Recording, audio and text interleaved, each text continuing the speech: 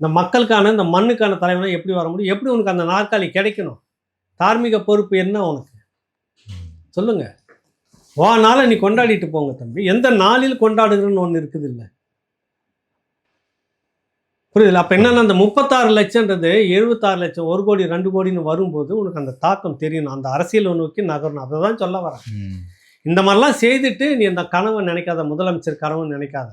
கர்நாடகா மாதிரி தண்ணி பிரச்சனை தமிழ்நாட்டுக்கு தண்ணி கொடுக்கக்கூடாதுன்றவனுக்கு தான் வாக்கு. சரி.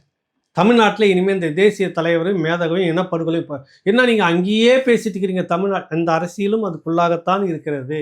அது ஒரு பாடமாக நமக்கு நடந்திருக்குது. அந்த பாடத்தை பாருங்கன்னு இங்கே நம்ம சொல்கிறோம். இங்கே வந்துட்டு அங்கே சிங்களவர் குடியேற்றம் நடந்தது. இங்கே வடக்கனுடைய குடியேற்றம் நடந்துகிட்டு இருக்குது. அங்கே சிங்களவன் தலைமையாக இருந்து அதை செய்கிறான். இங்கே திராவிடன் தலைமையாக இருந்து செய்கிறான்.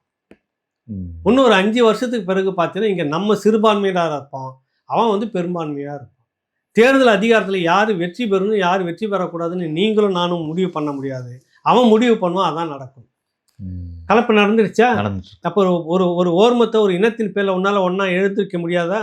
அப்படி எழுந்து போராட்டம் நடத்துகிறப்ப இவங்களுக்குலாம் வேறு வேலை இல்லைன்னு சொல்கிறதுக்கு அதிக மெஜாரிட்டியான டீம் வந்துடுறாங்களா?